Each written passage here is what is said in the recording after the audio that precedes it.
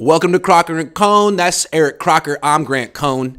Title of the show is the latest on Niners quarterback Trey Lance. He's out of a walking boot, and it's time to start thinking about what the realistic expectations are for him moving forward. But before we get there, I want to talk about some moves the Niners could make, particularly at wide receiver. They're linked to Odell Beckham Jr. Michael Irvin says it's going to come down to them or the Cowboys most likely. Do you think the Niners will sign Odell? I think they should. Think about it like this, right? First of all, let's go back to a year ago.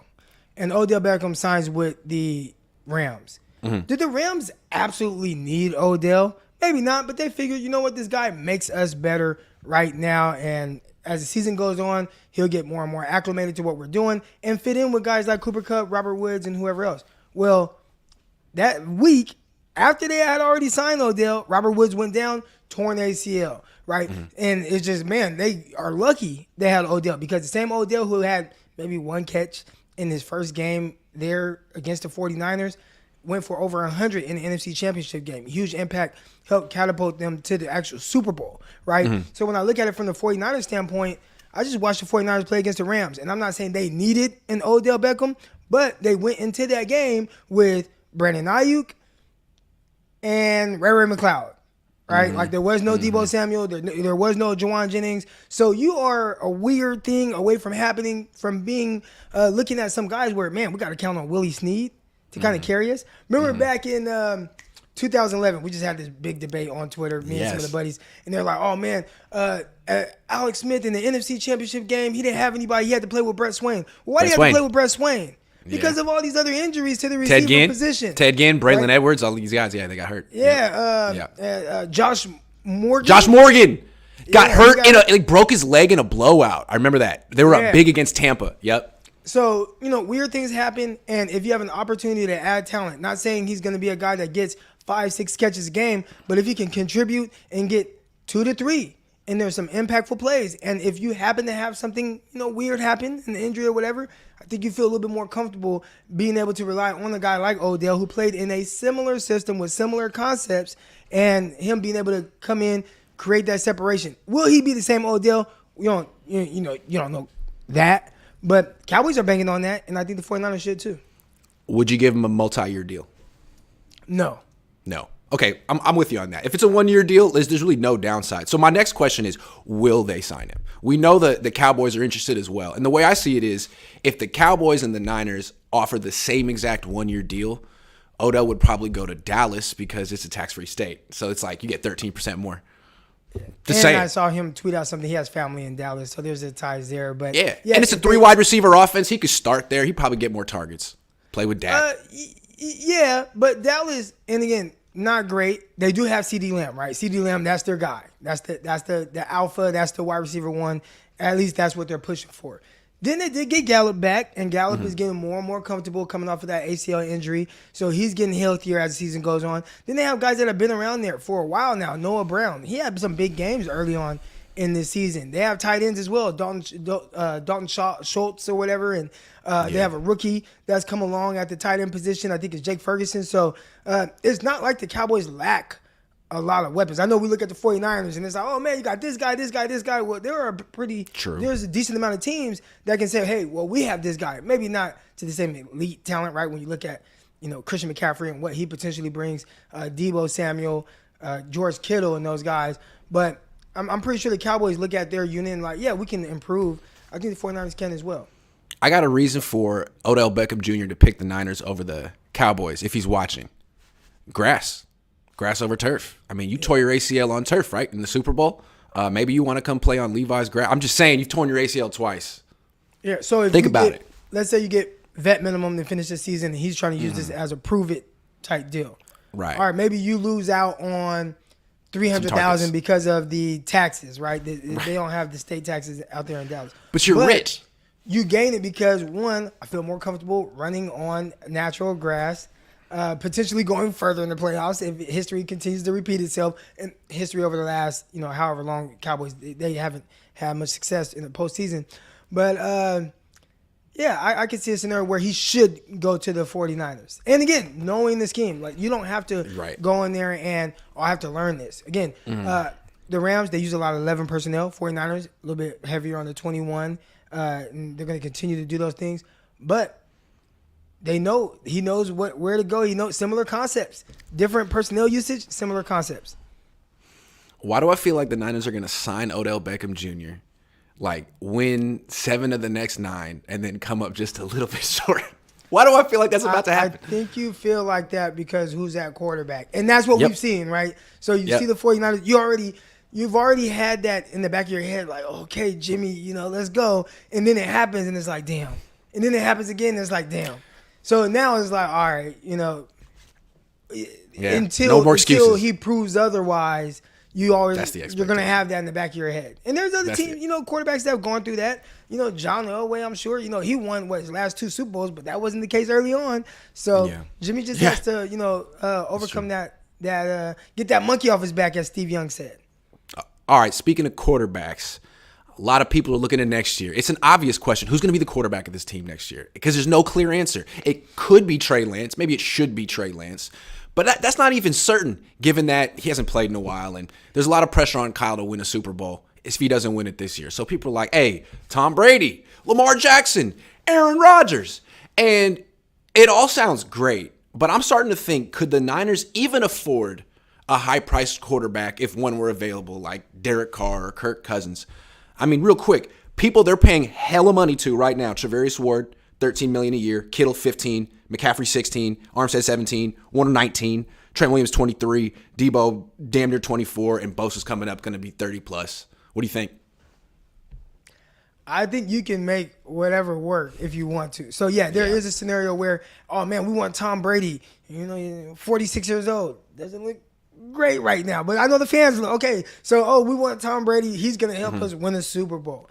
I think there's a way where you can finesse some things and make it happen. Now, you might lose some guys in the process. So some of these guys that will be on, free agents, and you're already borderline, are we going to sign them? They got 1 foot out the door, 1 foot in. Jimmy Ward, right? We heard him say, I'm just trying to get through this year. But you pay a quarterback big money from that outside coming in while you have really kind of defeats the purpose of having a rookie quarterback on that contract. But you bring a guy in and you're still paying Trey, $10 million or whatever it is. You're going to lose some guys. Yeah. You'll lose, like you said, the Ebby Cam. You'll lose now, the cap will go up. So I'm not a capologist or anything like that. But you can make it work. Now, who will in be the short term? Quarterback? In the short term, but you look at teams like Atlanta and New Orleans. There are some teams in cap hell right now because they played this game. And look at the Rams. Yeah. They look terrible, awful. That could happen to the Niners if they're not. Because if you tie up all your money in 8 players and 4 of them get old and hurt, like you're screwed. It starts to look a little weird. And when you watch the LA Rams right now, you're trying to figure out, man, what's going on with them? Like, why is the offense so bad? Why do they suck? Well, they've lost depth, bringing in some of these big name guys. They've done a good job on some later round draft picks, but even then, those guys have had to walk in free agency.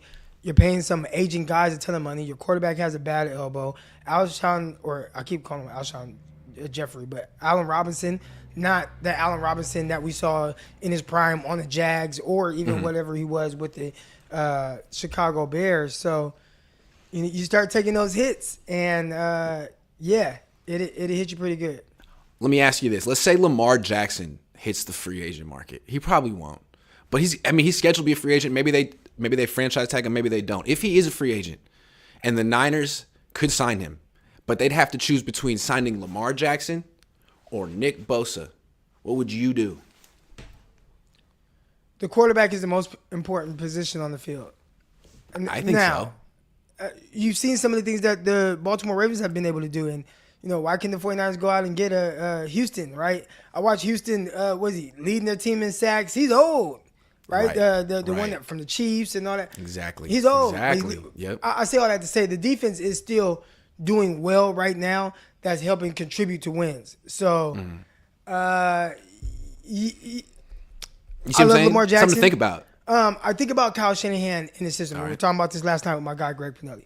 And Kyle loves or wants, ideally in his head, everything's going to work super timing and rhythm. It's not just this wide open spread offense where things are spread out in really easy defined reads. He does have the defined reads, but it's all predicated so much on timing.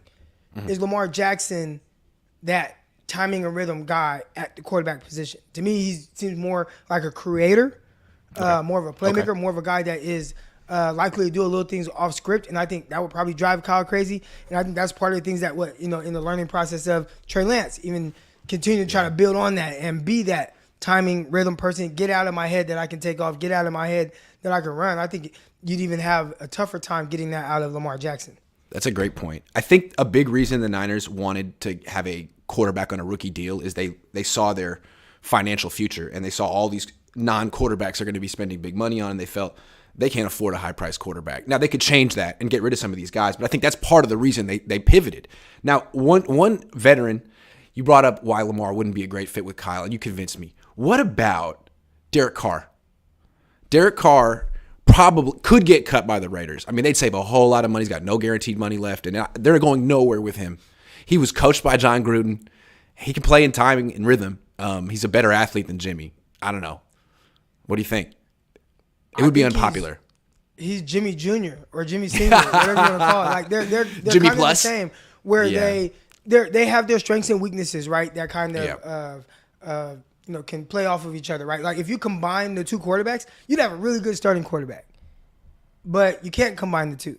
So both of them, you kind of deal with some boneheaded things that they're liable to do. I think Jimmy a little bit more than Derek Carr, but I think you get a little bit more consistency with efficiency throwing from Jimmy Garoppolo, but then you don't get as much of the on-point downfield throws as you get from Carr and the lack of athleticism. So overall, they're kind of the same guy, but Jimmy's probably a little bit more handsome.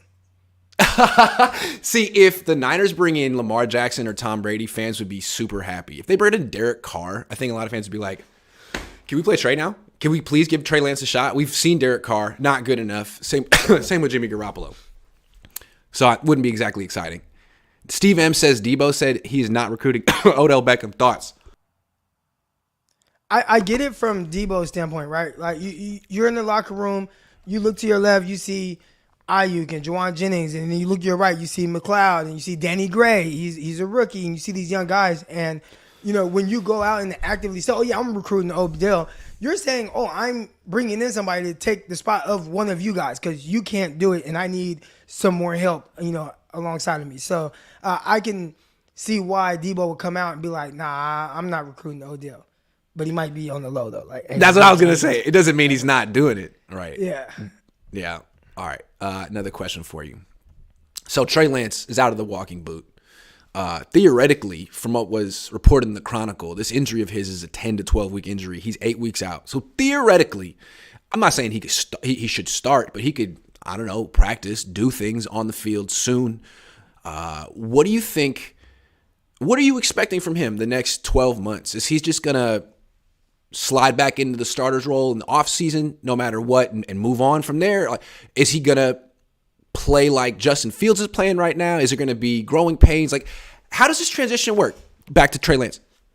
So I had Coach Desi on my YouTube channel yesterday, and she said his foot injury, there's two guys that she compared it to and said he's right there in the middle, right? So you have on the lower end Tua when he was playing at Alabama, and they did this surgery to kind of basically get him through the rest of that tightrope. The tightrope thing or whatever. Yeah. Right? So they did that to get him through the year where it's kind of a high ankle sprain, but he could play on it and whatnot. And then you have an extreme side of it with Dak Prescott, where snapped his ankle, broke through the skin. Like, bro, you are not playing this year, right? So that's more extreme. Well, Trey Lance isn't as good as what Tua had, but then definitely not as bad as what Dak had. So I'd expect him to have a good recovery. You hope, knock on wood, good recovery.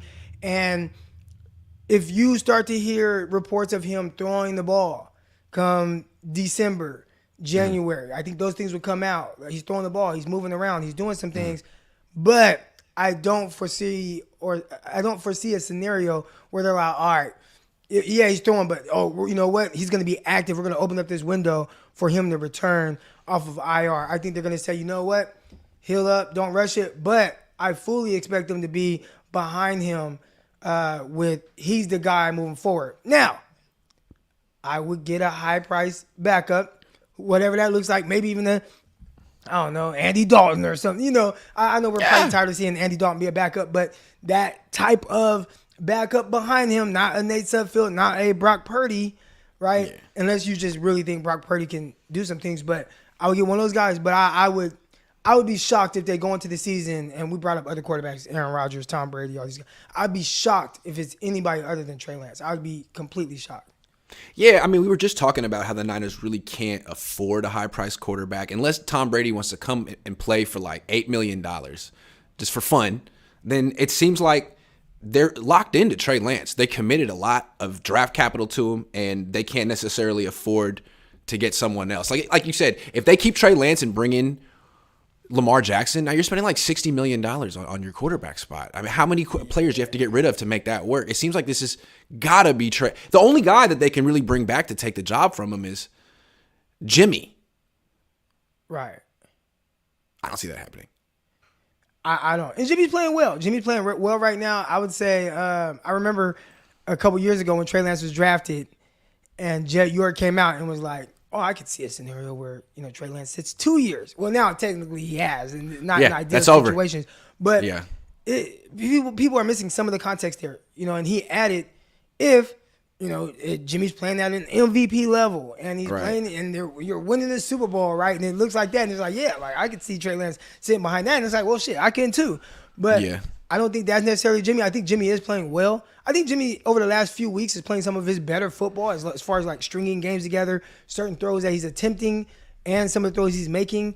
But is it enough to be like, hey, man, we gave up we used 3 first-round picks on a guy. And on top of that, we got to figure out, are we going to pick up his, 5th-year option? Like, that's good. That topic is going to come up after next season. So you got to play him. You can't not play him next year and then go into the offseason and like, well, are we going to pick up his 5th-year option? Because, well, we didn't play him because we wanted Tom Brady at 46 years old to come in and take us to the Super Bowl. Well, he didn't do it. And then now we are stuck trying to figure out what to do with Lance, as opposed to just being like, dude, do like any normal team. Yeah. Play your guy. Yeah. Let him develop like a normal team does, right? Build an offense around him. Do some stuff right around him, right? Look at what they've done with Jalen Hurts. He was a guy I thought was a running back coming out of college, not even a quarterback. And you look at what he's doing. And the other guys, there's other guys that you just seen gradually get better at certain things to the point where, hey, like they are the guy. And you got to give Trey Lance the opportunity. But, man, everything's so rushed, man. It's so rushed right now. Well, here's the complicating factor. So the Niners are in this Super Bowl window. And even if they don't win the Super Bowl this year, they'll still be expected to win it next year because they got all these players returning, high-priced players. And Trey Lance is on start 5. And you go back and look at – so he's supposed to develop into Justin Fields, Jalen Hurts, Josh Allen. Maybe not Justin Fields. He's not there yet. But those Jalen Hurts and Josh Allen would be a great end result for Trey Lance. What were they on start 5 through 19? You know what I mean? And that's where he's going to be next year. So that's tough. I mean, are the Niners prepared to take a step back just so they can trust the process? They weren't this year. That's the problem with the whole Trey Lance thing is they don't seem to be willing to trust the process. They're like, he's going to develop on the bench, and when he plays, he'll be great. Like, not necessarily. He might need to start 20 games the way Justin Fields has, and it's working for him. And for Zach Wilson. Right. And they're figuring out, right? And he's going through coaching changes. Talking about Justin Fields. He's going through a coaching change. Lost some weapons. They're bringing them weapons. He's trying to figure it out. He's up and down. He's missing throws. Now they're like, man, just go make plays. All right, so now he's making plays with his legs. Everybody's like, oh, my gosh, he's so amazing, right? But it's all right, like, let me figure out how to get by right now. Let me get by doing those things, whether it's relying on some playmakers that Trey Lance will have, right? And if you have a season where you go 10-6, I know fans don't want to hear that, but again, you will be better for that in the long run. And I always thought that was what the play was going to be, but it has been more so of, well, you got this Super Bowl window open, you got to win right now. And I think that's tough. And that would be tough on anybody, like, because you could say that even about Jimmy Garoppolo. Oh, you got to win right now. But if you don't win, then, all right, you didn't win. Yeah. And here's the conundrum with Lance. Like, they want to develop him on the bench, or they want to say that they can develop him off the field. But and some quarterbacks that's worked with, like Steve Young or Aaron Rodgers or Patrick Mahomes, but these guys all played a lot in college. Like Lance's thing is he doesn't have time on the field. He needs to learn like when to slide, how all the little things of playing a real football game. The feel. And he needs the feel. He lacks it. So and he can get it example. by playing. Right. Yeah. I played cornerback for a lot of years. Yeah. Right. And I had times where I was pretty good. Damn right. Over time, though, I developed this feel for the cornerback position. It wasn't something I had in high school, right? It was like I was just being an athlete. It wasn't even something I had in junior college or even at my university where I was starting to get it. But over time, you just get this feel for like these subtle movements of a receiver, and he's sending this route down. Or, oh man, he's doing this. Now, the best of them can trick you, right? But for the most part, you just have this certain feel. Oh, I've seen this concept, and I understand, okay, how exactly I play. I'm going to show this because this is the picture they want to see. I'm going to go back. I'm going to rob this cell, right? So you start to have more of a feel. And Trey Lance hasn't played enough to get that feel. So right now, what we've seen from him is more so of, I am extremely talented, which he is. I am extremely smart, which he is. But without that feel, you're going to have a lot more inconsistencies. And it just takes playing in the actual game, seeing it at full speed to start to get that feel for it. And he hasn't had that opportunity. Now, again, if somebody wants to say, oh, he's not ready, I agree. I would say he's not ready to win you a championship. But how do you get to that point? And I think it's going to be figuring out how to get him that feel to where now he's more prepared for whatever he's seeing, the game slows down. And, again, your team with his skill set and the players you have will be better for that in the long run. And you could compare it to playing cornerback or even you streaming. I mean, theoretically, it was a slam dunk that you were going to be good at streaming. You played in the league. You have an engaging personality. You're talkative and extroverted. Yeah, you're going to be great. You have the talent. But look at how much better you are now than you were a couple of years ago when you started because you have a feel for it. You do it every day. I mean, that's the kind of thing that experience matters. It fucking matters. And Trey Lance can't get it. It's not his fault. There was a pandemic, and then there was a Jimmy Garoppolo, and then there was a broken leg. It sucks. He's had really bad luck, but he can't get this experience. So I don't really know what to expect from him next year. You know, and if he has an 85 quarterback rating, are there going to be whispers in the locker room? You know, he's going to get booed at home game? It's not fair. You got to trust the process. I want to bring one thing up, and let me pull these stats up real quick because some people are like, oh well, it worked for this guy. You know, sitting for a bunch of years. All right, so 1 second, I'm bringing them up right now, and here we go. Boom. Wait, there we go. Career. So Aaron Rodgers. Everybody talks about how he sat for 3 years. It worked for him. Ended up being really good, you know, and all that. Right? Sat behind Brett Favre. It was great. It wasn't the worst thing in the world. Well, what a lot of people forget is in the Aaron Rodgers' first season, they went 6-10. Yep. Right. So he sat for 3 years. Yep. He sat for 3 years. And they were good the year before, right? They were good. Right, they were good the year before. Yeah. And when he finally played, 2008, he started the full season. They went 6-10. All right. He threw. This is a guy who played 13 picks. He played 2 years at Cal. He played 2 years at JUCO. I mean, he was experienced. He had 3 years on the bench, and he still needed time to this is what the NFL's like. But the very next year, and if I'm not mistaken, that's 2009.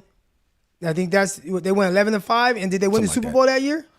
No, I think they won Super Bowl 2010. I think they won in 2010. But anyway, he won in his third year as a starter. Yeah, they were better for him having to go through that 6-10 season. That a lot of people are like, I don't want to go through that. But the Packers had a great team, and I remember Brett Favre. There was some quote in the media where it was like, it was about time, right? Really, it took a couple years to win a Super Bowl, but he had to go through those downs, man. And it's frustrating as a fan. I'm a fan of 49ers as well, right? I think it can be frustrating, but man, you gotta go through it. You gotta go through it, I think. Right. And you gotta chalk up like at least 1 year of him having, inconsistent play and growing pains. And it can't be year 4. It can't be year 4. You gotta learn now whether this guy is worth another investment. Otherwise, you got to move on and get another quarterback. You got more first-round picks in 24, 20. You can trade those, 24, 25, and 26 for the next quarterback. You got to make that decision because I don't think you can go buy a quarterback. Doesn't seem like that's an option for this team. Unless they get real creative. Maybe they can. Elliot would know. Thank you for the $2. And everybody loves Parag, so if anybody can get creative, it's him. I hope the creativity isn't trading for Kirk Cousins. Can I just say that? Please, Kyle, don't. I don't know. Nothing against You Kirk. see Kirk Cousins on the plane with the chains and all that. And he's he's cool now. yeah. So now he's cool. Kirk Cousins is cool. Yeah. Moonman says Grant Crocker. So do y'all think we gonna see CMC Elijah split touches? Maybe more for CMC in receiving game. Kyle gonna sub JV in like Brunskill in 64. No idea with JV. I guess we'll see. Let's talk about the running backs. What do you think? Are they going to ease Elijah Mitchell in, or is it going to be 50-50 right away? If we know anything about Kyle Shanahan, if you are available, your balls deep in this game plan. Like they were like piecing him together to play in the game. Broken finger, broken ribs, broken kneecap, and Kyle was right? like, all right, you good, right? You good, right? Yeah. 27 carries, and 10 of them in garbage time. I don't care that you're hurt. And we saw that last week, right? 49ers are winning. You're up multiple scores. And you're like, we're still giving Christian McCaffrey the ball. Like, stop giving Christian McCaffrey the ball. You got him through this game. Get the ball to Jeff Wilson. But Kyle, man, I don't think he cares. So, yeah, you get Elijah Mitchell back.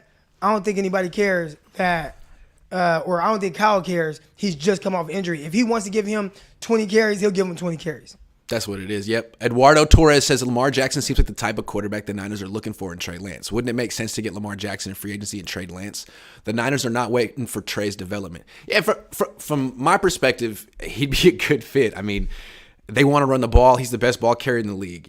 He can throw those horizontal passes, those screen passes. Got a quick release. I mean, to your point, that's what though, they're looking for. I don't think so. I think some of the things that they identified with Trey Lance coming out of North Dakota State was a guy that can go on the center, turn his back to a defense, flip it around, throw the ball with timing, and he has a good skill set outside of that. He's definitely not Lamar Jackson type athlete, but it's like, hey, we can build off of these other things, and he does these things well. Let's continue to build on that. I don't think it was necessarily like, oh, well, we want Lamar Jackson. Like he even said, right? You want Lamar Jackson can throw like he said it. Drew Brees, and Lamar doesn't throw like Drew Brees. No, he doesn't. And he actually, like, when you watch him, because sometimes it's like his completion percentage isn't bad, but it gets miss weird. Some throws. Yeah, he'll miss some throws by a lot. And at this point, he's throwing a lot of passes, but it's like, well, how'd you miss that? How'd you miss that? Yeah. And he kind of gets lazy with his mechanics, sometimes his feet, and he just kind of throws with all arm, off platform when he doesn't have to. Then he'll drop a beautiful pass, but there's a lot of them where it's like, I think there's some things here that would frustrate Kyle. If he just already had Lamar, then I think, it'd be awesome. But just to go out and get Lamar when you have Lance, that you're trying, again, maybe they're not trying to develop Trey Lance. I don't know. But if they are, that wouldn't be the route I go at all. Or not even try to trade him away. But look at all the success teams are having with, modestly priced quarterbacks. We've been talking about this for years. Quarterbacks are getting too expensive, and spending $40 to $50 million a year on a quarterback who's barely top 10 makes you the Cardinals, makes you the Rams, right? It's not what you want to do. So if you have a legit great quarterback, then pay him. Otherwise, you do better with Geno Smith than Russell Wilson. I'm not saying pay Geno Smith $40 million, but I'd rather have him at 7 than Russell at 40 or 50. And the fact that we're talking about Geno Smith right now is, because I remember when Geno came out, and I was there with him on the Jets, and I remember Geno, over really the last 8 years since then, and how with the context surrounding his name and what that was like, and now how he's talked about because he had an opportunity, a real opportunity, and a coach who believed in that's our guy. And everybody's like, oh no, you got Drew Lock, and he's like, nah, Geno Smith is our guy, and you see what he's doing now. So it's been awesome to see him go somewhere where they truly believe in him, and they've surrounded him with some good weapons, nice running game as well. I feel like this could become a trend. Instead of just spending hella money on the next quarterback who has promise but hasn't really proven himself, like, why don't you give someone like Geno Smith a chance or just draft another quarterback?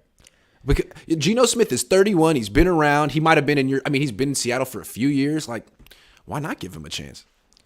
I think because a lot of people don't have the conviction within themselves to put that type of confidence in bringing in a Geno Smith. That's and true. Feeling like they can do what Pete Carroll has done with Geno, with another quarterback. It's true. It's like look at the fans, right? They can't see past what they see. So fans are really like a lot of people in front offices. where a lot of them can't really, and I think it was Mel Kiper who said, scout with anticipation. Yeah. Right? A lot of fans can't scout with the same with people in the front office. Yeah. So they're not going to see Geno Smith and expect this because their expectations are just so low for him. They're not going to be like, oh, we're going to hang our season on him. Unless you are a coach like Pete Carroll who says, you know what, I can get the most out of guys. Yeah. Is it possible that the way defenses have evolved, where like 10 years ago it was very much a single high type of league, and now it's very much a two high league and take away the big plays, that a quarterback like Russell Wilson, whose whole game is like scramble around and hit a few deep passes a game, like isn't necessarily going to work, where you now need a quarterback who actually checks it down and goes and like makes his way down the field, methodically. Is that what you need now? I mean, if you don't have Patrick Mahomes. Right. Well, and I was going to say, even Patrick Mahomes, he needs to do that, right? And that's one thing. And that's why they got Juju. To a lot more too high. All right, let me take these underneath passes, and there's going to be a few passes a game where he does really push the ball down the field. And I think those few passes stand out more so than a lot of the underneath type things that he is doing. Hell, everybody raved about Justin Fields' performance last week. He completed one pass over 8 yards. Right. Exactly. And Tua's having a great year. He doesn't exactly have a big arm. So. Nah. Yeah. He's Powerful one. Kind of leaving a lot. He's yeah. There are a lot of underthrown balls, which I get. I mean, throwing the two of the fastest guys in the league. So that's true. But yeah, there's not a lot on those balls. Powerful One says if Trey can play, he has to play. I don't care how well Jimmy is or isn't playing or where the Niners are in the playoff race. They can't keep putting this off. He needs to play now. Now is in as soon as he's medically cleared. Wow. I'd like it, but I don't think the team would like it. I don't know. Would it be fair to Trey? Hey, bud, you're medically cleared, just like Elijah Mitchell. Get your ass on the field right now. Yeah, I don't know. Now, I would go the approach, and NFL is different from college, but, I watched Alabama, and Bryce Young, he had hurt his shoulder, and he was kind of a game-time decision. They ended up going with the backup. But Bryce Young was on the field in pads. So I think in a pinch, in an emergency, he could play, but he wasn't the starter going into the game. And maybe you can go about it that way where, eventually, he's medically cleared. All right, let's get him out here. He's on the field. But we're not going to play him unless we absolutely have to because we want to give him just more time to recover. Yeah, that sounds good to me. All right, next question. The Niners defense has been very good this year with a couple of bad games. 2 big losses, though. Emmanuel Mosley, who's not coming back, and Eric Armstead, who may come back eventually, but he still isn't practicing. He's got plantar fasciitis on one foot and like a hairline fracture in his ankle on the other leg. Which loss do you think has had a bigger impact on the Niners defense so far? I think Eric Armstead for a couple of reasons. One, because of his versatility, but the one thing that you don't want is to have an open playbook for these offenses, right? So you look at the 49ers against the Kansas City Chiefs.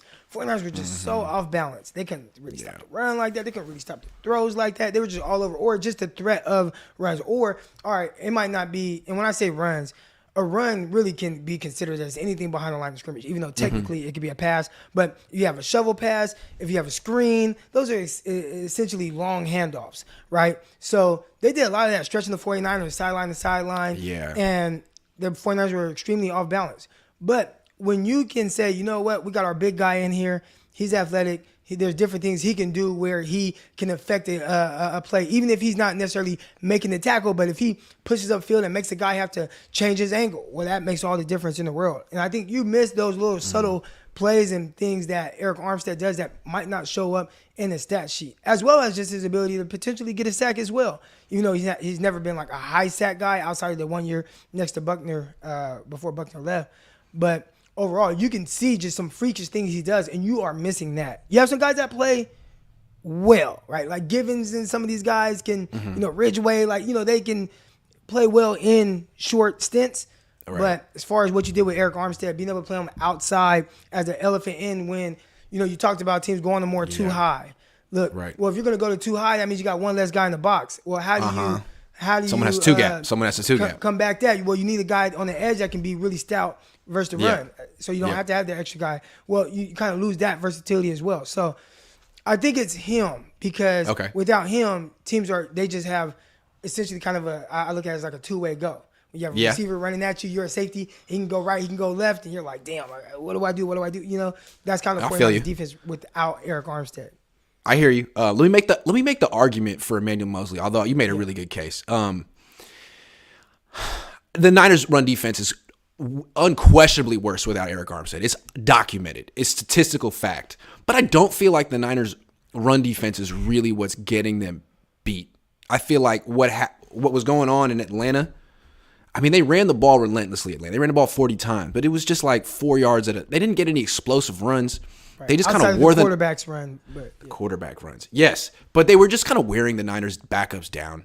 I think what was crazy is the Niners, like, Mariota completed 13 of 14 in that game. There was like no resistance in the air, no pass breakups, nothing. Just a lot of like playing off and you complete the catch and let's rally and make the tackle. And then the next week against Mahomes, a lot of the same stuff. And then the first half against the Rams, a lot of that. It was like Stafford was 17 to 21. And that to me was all D'Amico being like, oh man, I don't trust Lenore and I don't really want to play press man with him. And all of a sudden you're playing all this soft coverage and you're getting kind of just diced up like on short stuff.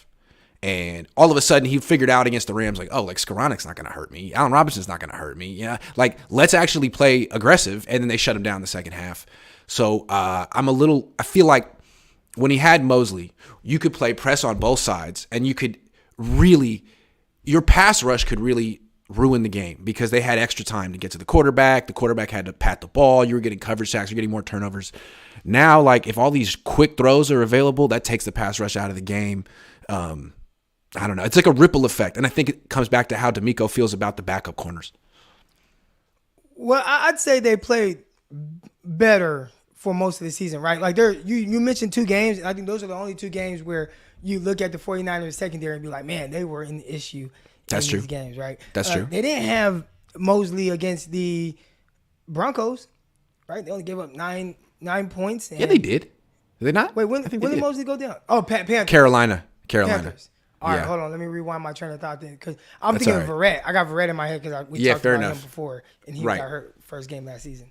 Right. But they've played without Mosley in the past. He's gotten hurt in the past. I just thought he was playing I thought he was playing on a different level. I thought he'd taken his game up to a new level this year. I thought he did. I thought he was playing better than Charvarius Ward. But Charvarius Ward's playing really well. Charvarius Ward is playing really well. I think the thing with Mosley that I wanted to see is string together multiple good years, because that's kind of been the big thing, right? You look at when he came in for Witherspoon, it's like, man, finished the season strong, and then the next year got a little weird. I think in the first game against DeAndre Hopkins, gave up like 14 catches, which is crazy. Then the next year he plays well. Then he deals with injuries, and then this year he starts off well, and you're like, oh man, this is the year. Yeah. And now he suffers another injury. So it sucks because he was like the defensive version of Ayuk in the offseason. There every day. And frankly, as well as Ayuk played, Mosley played better. One-on-one, Mosley got the best. He's just a little skinny. And I don't know, maybe it was bad luck what happened on that turf. It felt like bad luck what happened on that turf. I feel bad for him. He was in line to get paid, and I don't know if he will. Another guy who's a free agent coming up. I don't know if he'll be on this team next year, although maybe this injury will keep him in the Niners price range. Right. Which is a messed up thing. Sucks for him. Sucks for him, dude. Jeffrey, I mean, he's going to be pushing. Hell yeah, double digits, something. 13, 14 million. Just like Charvarius Ward. Yes. Yeah. Jeffrey, thank you very much. All right, last question. Are we overlooking the Chargers? I mean, it's been 40 minutes into this show, and we haven't even talked about the Niners' upcoming opponent. They play them in like, 3 days? They're 5-3. They have a top 5 quarterback in the league. Yeah, they got problems, but so does every team. Are we overlooking the Chargers? I can't say the Niners are. Well, it might not just be us. It could be Vegas as well. The 49ers are 7-point favorites. And that's a decent-sized spread, right? That's better. I say right now with the Chargers, and we talked about teams, having 2 goals on the 49ers, being able to run, being able to pass. Well, right now you're missing Keenan Allen, you're missing Mike Williams. So they have to rely on Josh Palmer out of Tennessee and DeAndre Carter, the Sacramento State, former 49er. The Niners cut him.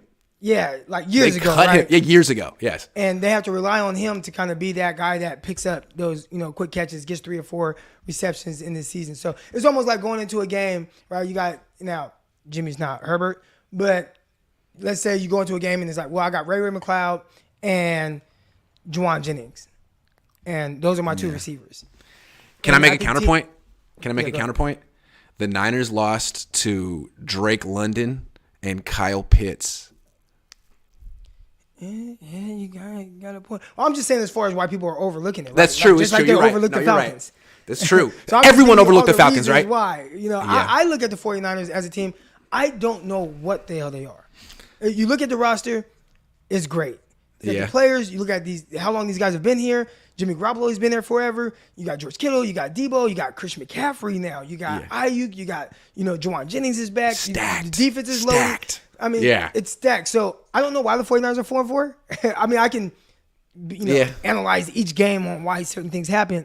But for the most part, this is a team that I feel like is really underachieving. And I think Vegas is still looking at it as, this is a team that's underachieving, but they can go out there and kick a team's ass. And they should kick the Chargers' ass. And I do think the 49ers should kick their ass, but I just don't think they will kick the Chargers' ass.